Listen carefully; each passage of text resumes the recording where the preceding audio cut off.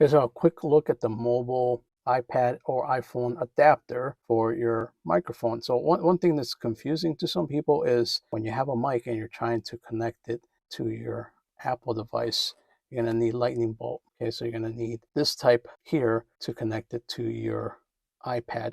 So if you have a mic that's TRRS, then this is what you need right here. So let me explain to you. So if your mic has, for example, I have this mic here.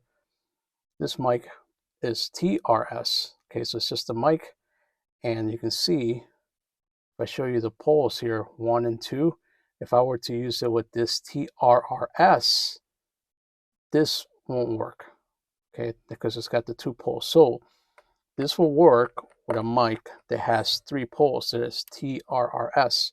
So this one is exactly what you're looking for. So you're looking for the 3 poles, 1, 2, 3, and then that kind of mic with that connection and this adapter will work. And the way you want to do that is you want to connect it in there. Okay, now that you got the adapter on, now you'll be able to use the mic, your TRRS mic, connected to either your iPhone or iPad like this.